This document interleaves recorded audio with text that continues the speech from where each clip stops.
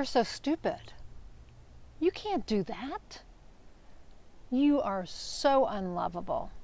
You aren't good enough to write a book, start a podcast, open your own business. What made you think that you could succeed? You are a failure. Would you keep a friend who spoke to you that way? Probably not. The fact is that you spend most of your life talking to yourself that way. All of us do. Well, I wouldn't say all of us. Most of us do. Most of us have self-talk that is probably 80% negative. In fact, 77% of what you tell yourself tends to be counterproductive. Now, think about that. We think, I think the National Science Foundation says we have that 80% of our thoughts are negative, and we think somewhere around 12,000 to 15,000 thoughts a day, or 50,000, sorry, 12,000 to 50,000 thoughts a day, and 80% of them are negative. 77% are counterproductive. Actually, all our negative thoughts are counterproductive because they don't help us step into being the best person we can be or achieving our goals, being successful in whatever way we want. Now think about the fact that your self-talk is made up of thoughts, right? It's going on in your head, so it's thoughts. And thoughts are made of words. So no matter how you look at it, what's going on in your head, your self-talk it starts with words, right? So we wouldn't know how to, if thoughts weren't made up of words, we wouldn't understand them, right? But words are so powerful, enormously powerful. Words are creative in nature. They have their own energy, right? They impact how we see and feel about ourselves, and if we're successful or not, if we can succeed or not. Words, we're not careful enough about our words. You know, you look at almost every religious tradition, and somewhere in there is a statement to the fact that the world was created with words. And if you look at the Old Testament, for instance, words are said to have created everything. God spoke the world into being. But we speak the world into being, and we speak our identity into being, and we speak our ability to succeed or not into being. Now, we may learn our self-talk from others at a young age. What they say to us becomes our self-talk. How we actually end up talking to ourselves. We might decide that we're, let's say, stupid based on how someone behaves toward us or behaved towards us when we were young. But the words in our head, more often than not, you know, words like "you are stupid" probably sound like someone we know, a teacher, a parent, someone that was influential in our lives who somehow made us feel like we were stupid. And so then we began saying that to ourselves. The more we tell ourselves something like "I'm stupid," the more we program that into our mind. So all it takes is one person to say it, right? To say "you're stupid," or "you're not good enough," or "you can't do it." Anything like that. And we begin to then repeat it to ourselves, and it becomes a program, like a computer program. And the more we think it, the more our mind latches onto that.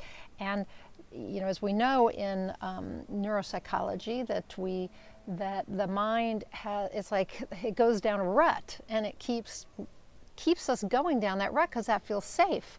And so if the rut is "I'm stupid" or "you're stupid," then that's where it can continue going unless we change that. We create a new rut. We create a new neural pathway, right? So we have these programs in our mind. So we'll just stick with "I'm stupid," right? I'm stupid. So that's the program going on in our mind. And that then becomes our belief. We believe that we're stupid. So the more we say this to ourselves, the more we believe it.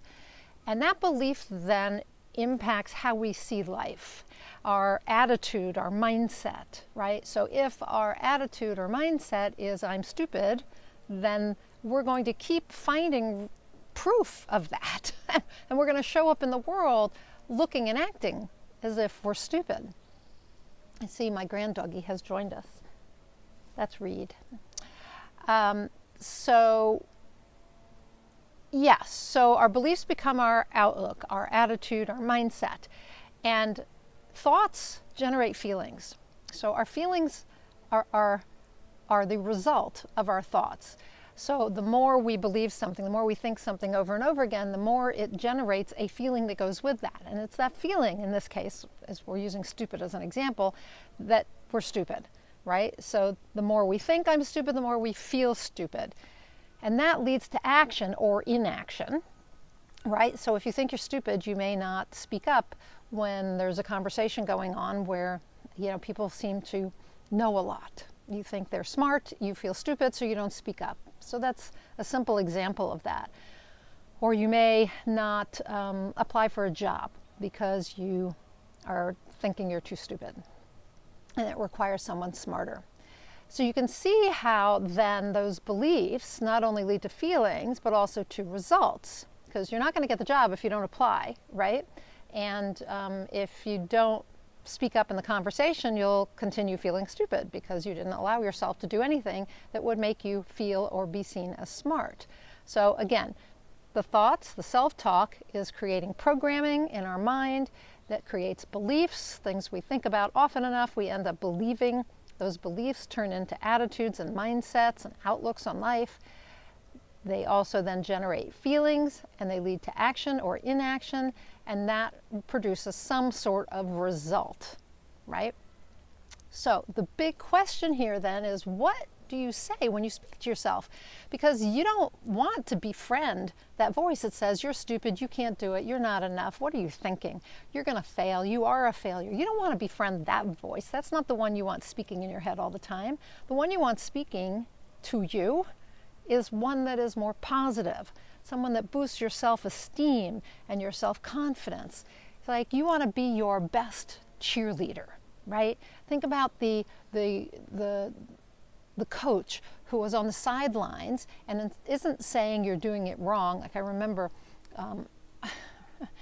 when my kids were in soccer, my soccer programs, there were always the parents on the sidelines and sometimes the coaches who were super critical. You're offsides, what are you thinking? Why aren't you going after the ball? Why did, you get the picture, right? That's not the cheerleader or the coach that you want on the sidelines. You want the one saying, good job, that's right, you can do it, try again. You want to be your best cheerleader, your best coach, okay? That's who you want as the voice in your head. So your self-talk needs to be positive and needs to make you want to move forward. And it needs to be self-talk that enhances your self-image, not decreases your self-image. So you want to remember always that negative and positive self-talk impacts how you see yourself. So if your self-talk is negative, you can, for instance, convince yourself that you are incompetent of tasks that actually you're perfectly equipped to handle. For instance, you may tell yourself that you're not a writer and so you can't write a book. And that may not be true. Plus, you might be able to learn how to write, right? So you have to keep in mind that your negative self-talk is impacting how you see yourself and what you actually go out and do in the world and the results you get.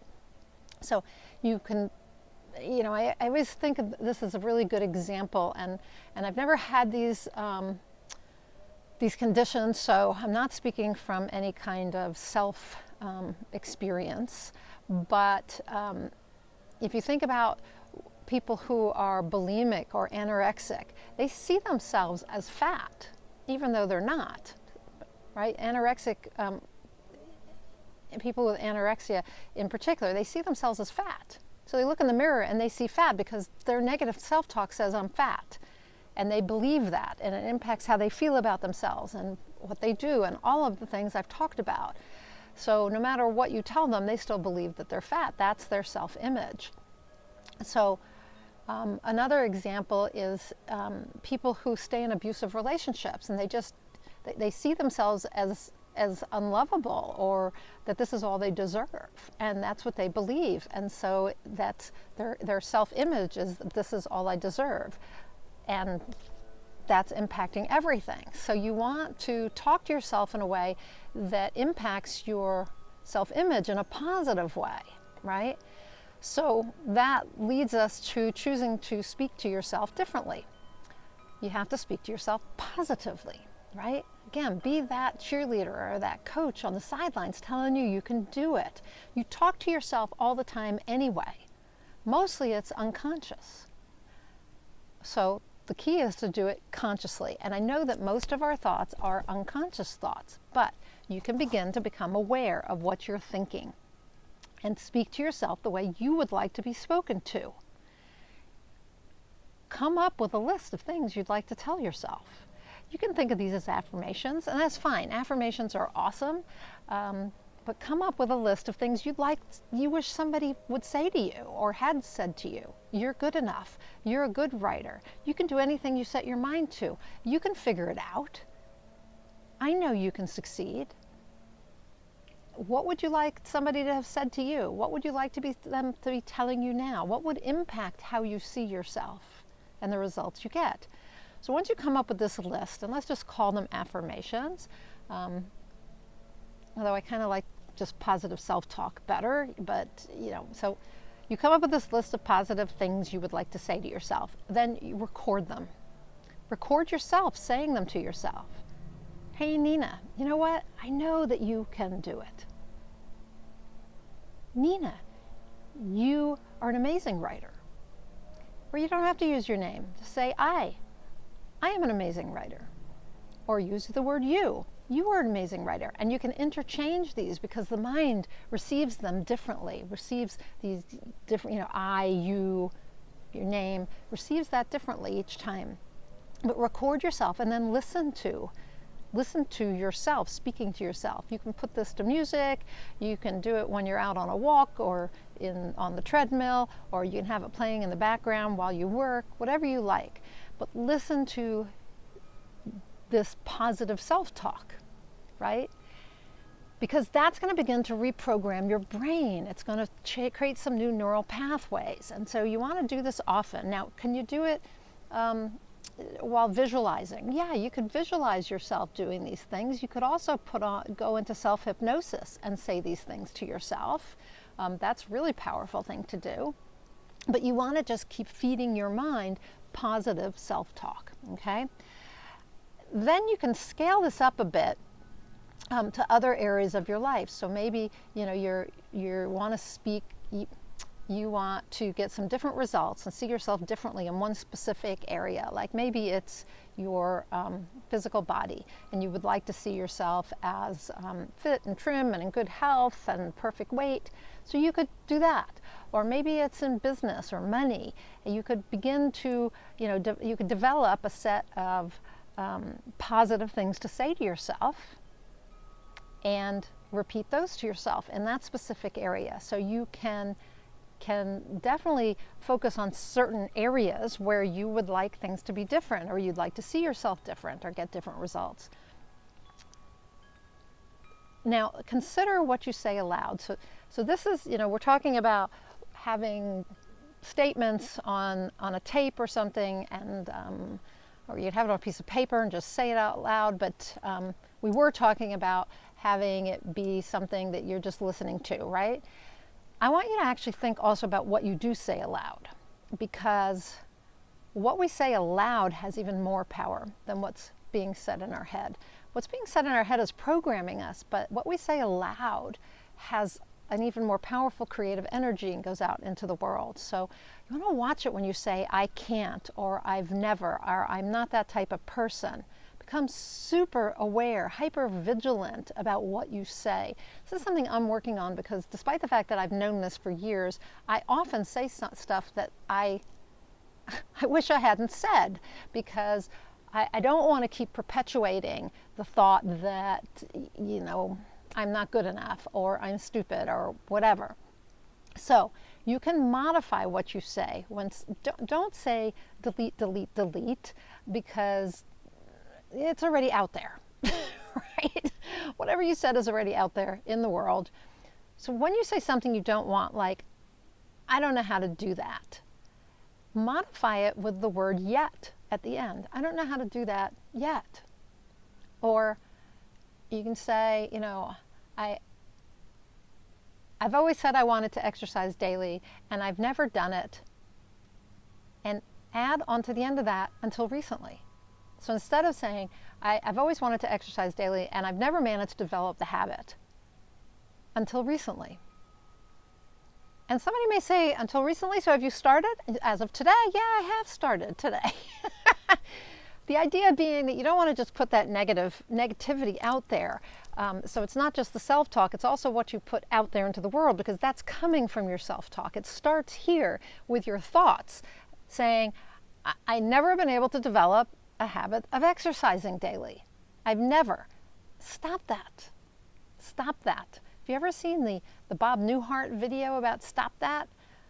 I'll put a link in here for you, because that's what you need to do every time you get that negative self-talk going and you hear yourself spitting it out into the world verbally as well. You want to stop it. Stop it. Even when it's just here. Stop the negative self-talk. So I want you to really step into the identity of who you want to be. And I've written about that before. And to speak to yourself in the way you would like to be spoken to.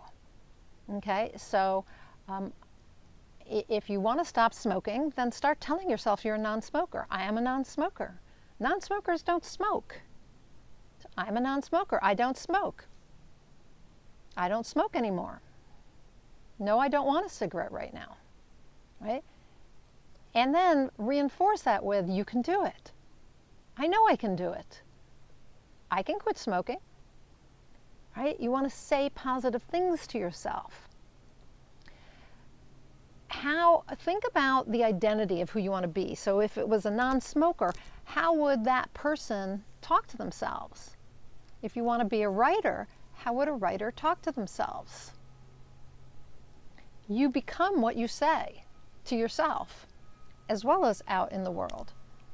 So decide how to talk to yourself, so that you allow yourself to really embody who you want to be, so that your self-image becomes one that is positive and encouraging, and knows that you can do whatever you set your mind to and can be the person you really want to be. Your words have so much power. Use them wisely to help you succeed, and start with what's going on up here. Start with your self-talk. Talk to yourself the way you would like somebody to talk to you. Talk to yourself in a way, in the same way that your best friend would speak to you. But don't allow your self-talk to be the talk of somebody you would never allow into your life, because that's what most of us do. We allow into our head the most negative, critical person, people that we would normally avoid at all costs. And that's who we allow into our heads to talk to us every day, all day long. So stop that and begin talking to yourself, creating self-talk that is the talk of your cheerleader, that positive coach, that friend that always knows the right thing to say to you, to help you feel good about yourself, see yourself in a positive light, and get the results you really want to get. I'm Nina Amir, the Inspiration to Creation Coach. I'm always here teaching you the things that I'm working on. I may know them, I may have, somebody who says you understand them, you don't know them. So some of the things that I understand I haven't implemented yet, or fully in my life, I would say. Usually what I'm teaching you is something I've implemented, but maybe not as successfully as I'd like. Maybe I'm still working on it. And I always figure that I am, like in every woman, I may be just one step ahead of you, but I'm probably struggling with the same things you're struggling with, and I like to share what I'm learning, what I'm working on, what's working for me with you, so that I can help you get from where you are to where you want to go, which is what we all want to do, right? We want to get out of our own way, because we're the only things in our way, and the way to the way to change that, to get out of our own way, is to change on the inside. Today we talked about your self-talk. That's on the inside, but we're changing ourselves so that we can change our results in the world, what we create in the world. If that's something that interests you, check out my Inspired Creator community, the link's above, because that's where I offer both personal and spiritual growth for just about anybody, but specifically for writers. So you don't have to be a writer to join, but I do have a lot of writers in the group, and I offer a ton of resources for the writers in the group. But beyond that, I'm offering high performance coaching and what I call inspired results coaching and training. So that's the best personal development coaching program available today, high performance coaching, and then my coaching that comes from metaphysics, ancient wisdom, esoteric teachings, the woo-woo stuff, because I really believe that the personal and spiritual growth, they go together, and that's when we make the most progress, is if we're not if we're focused on who we really are, which is a spiritual being having a human experience. So we want to address all aspects. And if you're a writer wanting to make a difference, you need this too, because again, you're the only thing stopping you from writing and publishing and making the impact you want to make. So we need to get you out of your own way. We need to give you the tools that help you step up and play big and make your difference. So if any of that is intriguing to you or seems like what you would like or what you need, then check out the Inspired Creator community. And of course, I'm also available as a high performance coach and an author coach. You can find about all those things at ninaamir.com. And yeah, that's it. So watch your self-talk. Speak nicely to yourself. Speak to yourself in a loving, encouraging way. Watch the difference in the results you get. Okay? So that's it for today. I'm Nina Amir, the Inspiration to Creation Coach, and until I talk to you next time, go out there and achieve more inspired results.